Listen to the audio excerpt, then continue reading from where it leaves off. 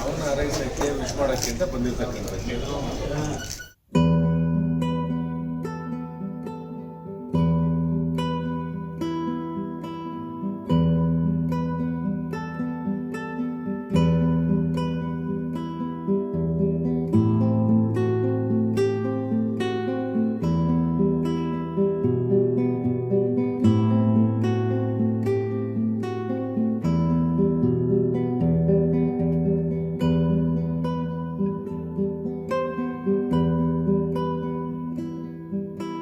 ನಮ್ಮ ಆತ್ಮೀಯ ಸ್ನೇಹಿತರು, ಭಾರತೀಯ ಜನತಾ ಪಕ್ಷದ ಮುಖಂಡರು ಡಾಕ್ಟರ್ ಪ್ರಸನ್ನ ಕುಮಾರ್ ಅವರ ಜನ್ಮದಿನ.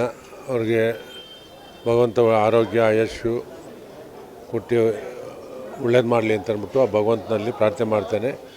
ಅವರು ಒಬ್ಬ ಡಾಕ್ಟ್ರಾಗಿ ಇನ್ನು ಹೆಚ್ಚಿನ ಸೇವೆಯನ್ನು ಜನಕ್ಕೆ ಮಾಡಲಿ ಅಂತಕ್ಕಂಥದ್ದನ್ನ ನಾನು ಭಗವಂತನಲ್ಲಿ ಪ್ರಾರ್ಥನೆ ಮಾಡ್ತೇನೆ. ಈಗ ಅವರು ಭಾರತೀಯ ಜನತಾ ಪಕ್ಷದ ಮುಖಂಡರು. ಪಕ್ಷ ಏನು ತೀರ್ಮಾನ ಮಾಡುತ್ತೆ ಅದಕ್ಕೆ ಅದರಂತೆ ನಾವೆಲ್ಲರೂ ನಡ್ಕೊಬೇಕು.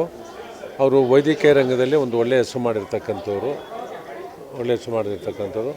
ಅವರು ಇನ್ನೂ ಹೆಚ್ಚಿನ ಸೇವೆ ಬರೀ ನಮ್ಮ ಕ್ಷೇತ್ರಕ್ಕೆ ಸುತ್ತಮುತ್ತಲ್ಲ, ಇಡೀ ರಾಜ್ಯಕ್ಕೆ ದೊಡ್ಡ ದೊಡ್ಡ ಹಾಸ್ಪಿಟ್ಲ್ಗಳು ಮಾಡಿ ಆ ಶಕ್ತಿ ಭಗವಂತ ಕೊಡಲಿ. ನಾವೆಲ್ಲ ಹುಡುಕೊಂಡು ಫಾರಿನ್ಗೆ ಹೋಗ್ತೀವಿ. ಇಂಥವ್ರು 10 ಜನ ಸೇರಿ ಒಂದು ಒಳ್ಳೆ ಹಾಸ್ಪಿಟ್ಲ್ ಮಾಡಿದ್ರೆ, ಇನ್ನೂ ಒಳ್ಳೆ ಹಾಸ್ಪಿಟ್ಲ್ ಮಾಡಿದ್ರೆ ಸಾವಿರಾರು ಜನಕ್ಕೆ ಅನುಕೂಲ ಆಗುತ್ತೆ. ಡಾಕ್ಟರ್ ಪ್ರಸನ್ನ ಅವರ ಜನ್ಮದಿನಕ್ಕೆ ಇವತ್ತು ಬಂದಿದ್ದೀವಿ. ಅವರಿಗೆ ಭಗವಂತ ಆರೋಗ್ಯ ಕೊಡಲಿ, ಐಶ್ವರ್ಯ ಕೊಡಲಿ, ಉನ್ನತ ಸ್ಥಾನವನ್ನು ಕೊಡಲಿ. ಸಾಕಷ್ಟು ಸಮಾಜಮುಖಿ ಕೆಲಸಗಳನ್ನ ಮಾಡ್ಕೊಂಬಂದಿದ್ದಾರೆ. ಮುಂದೇನು ಮಾಡಲಿ ಅಂತ ಶಕ್ತಿ ಕೊಡಲಿ. ಒಂದು ಒಳ್ಳೆ ಆಸ್ಪತ್ರೆ ನಡೆಸ್ತಾ ಇದ್ದಾರೆ. ಒಂದು ಒಳ್ಳೆ ಆರ್ಥೋಪೆಡಿಕ್ ಸರ್ಜನ್ನು, ಹೆಸರುವಾಸಿಯಾದಂಥ ಡಾಕ್ಟರು. ಮುಂದಿನ ರಾಜಕೀಯ ಜೀವನ ಒಳ್ಳೆಯದಾಗಲಿ ಅಂತ ಕೇಳ್ಕೊಂಡು ಪಕ್ಷ ತೀರ್ಮಾನ ಮಾಡುತ್ತೆ. ನಾನು ಒಬ್ಬ ತೀರ್ಮಾನ ಮಾಡೋಕ್ಕಾಗಲ್ಲ. ಪಕ್ಷ ತೀರ್ಮಾನ ಮಾಡುತ್ತೆ. ಪಕ್ಷ ಏನು ತೀರ್ಮಾನ ಮಾಡುತ್ತೋ ಅದಕ್ಕೆ ನಾವೆಲ್ಲ ಬದ್ಧರಾಗಿರ್ತೀವಿ. ನನ್ನ ಆಶೆ ಏನೂ ಇಲ್ಲ. ನಮ್ಮ ಆಶೆ ಏನು ಒಳ್ಳೇದಾಗಲಿ ಅಂತ ಕೇಳ್ಕೊತಾ ಇದ್ದೀನಿ. ದೇವ್ರು ಕೇಳ್ಕೊಂಡಿದ್ದೀನಿ, ಒಳ್ಳೇದಾಗಲಿ. ಪ್ರತಿ ವರ್ಷದಂತೆ ಈ ವರ್ಷವೂ ಕೂಡ ನಮ್ಮ ನೆಚ್ಚಿನ ಸಹೋದರನೂ ಹೌದು, ಪ್ರೆಸ್ಟೀನ್ ಹಾಸ್ಪಿಟ್ಲು ಮಾಲೀಕರು ಹೌದು, ಈಗ ನಮ್ಮ ಕರ್ನಾಟಕ ರಾಜ್ಯದ ಪ್ರೈವೇಟ್ ಹಾಸ್ಪಿಟ್ಲ್ಗಳ ಅಸೋಸಿಯೇಷನ್ ಪ್ರೆಸಿಡೆಂಟ್ ಕೂಡ ಅವರು. ಅದೇ ರೀತಿ ಒಬ್ಬರು ಸಮಾಜ ಸೇವಕರು, BJP ಮುಖಂಡರು. ಅವರ ಒಂದು ಹುಟ್ಟುಹಬ್ಬ ಇವತ್ತು ಭಾಳ ಸರಳತೆಯಿಂದ ನಡೀತಾ ಇದೆ. ನಿಜ ಹೇಳಬೇಕು ಅಂದರೆ ಡಾಕ್ಟ್ರಲ್ಲಿ ಒಂದಿಷ್ಟು ವಿಶೇಷವಾದಂಥ ಗುಣ ಇದೆ.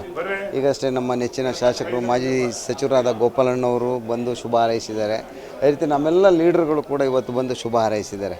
ನಾನು ಹೇಳೋದಷ್ಟೇ, ವೈದ್ಯೋ ನಾರಾಯಣ ಅನ್ನೋದಕ್ಕೆ ಅರ್ಥಪರವಾಗಿ ಕೆಲಸ ಮಾಡುವಂಥವ್ರಲ್ಲಿ ನಮ್ಮ ಡಾಕ್ಟ್ರು ಒಬ್ಬರು, ಈ ನಮ್ಮ ಪ್ರಸನ್ನ ಡಾಕ್ಟ್ರು ಒಬ್ಬರು.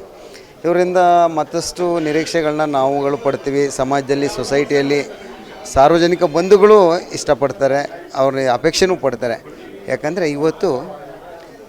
ಇವತ್ತಿನ ಪರಿಸ್ಥಿತಿಲಿ ಮನುಷ್ಯ ವಯಸ್ಸಾಗ್ತಾ ವಯಸ್ಸು ಅನ್ನೋದಕ್ಕಿಂತನೂ ಎಲ್ಲರಿಗೂ ಕಾಯಿಲೆಗಳು ಜಾಸ್ತಿ. ಈ ಸಂದರ್ಭದಲ್ಲಿ ನಮ್ಮ ವೈದ್ಯರಾದರು ಪ್ರತಿಯೊಬ್ಬರು ಕೂಡ ನಾನು ಹೇಳೋದು, ಪ್ರಾಮಾಣಿಕವಾಗಿ ಸೇವೆ ಮಾಡಿದ್ರೆ ಹಿಂದಿನವರು ಡಾಕ್ಟ್ರನ್ನ, ವೈದ್ಯರನ್ನ ಏನು ದೇವರು ಅಂತ ಇದ್ದರು, ಅದಕ್ಕೆ ಒಂದು ಅರ್ಥಪೂರ್ಣವಾಗಿರ್ತಂತೆ. ಈ ಸಂದರ್ಭದಲ್ಲಿ ಹೇಳ್ತಾ, ಡಾಕ್ಟ್ರು ನಮ್ಮ ಕ್ಷೇತ್ರಕ್ಕೆ, ನಮ್ಮ ರಾಜ್ಯಕ್ಕೆಲ್ಲ ಮತ್ತಷ್ಟು ಸೇವೆ ಜಾಸ್ತಿ ಮಾಡಲಿ. ಈ ಸಂದರ್ಭದಲ್ಲಿ ಅವರಿಗೂ ಸ್ವಲ್ಪ ರಾಜಕೀಯದ ಒಲವಿದೆ. ಅವರಿಗೆ ರಾಜಕೀಯದ ಒಲವು ಜೊತೆಲಿ ಒಂದಿಷ್ಟು ಅಧಿಕಾರಗಳು ಕೊಡಲಿ ಸರ್ಕಾರಗಳು ಮುಂದಿನ ಒಳ್ಳೆಯದಾಗ್ತದೆ ಅಂತ ನಾನು ಈ ಸಂದರ್ಭದಲ್ಲಿ ಹಾರೈಸ್ತೀನಿ.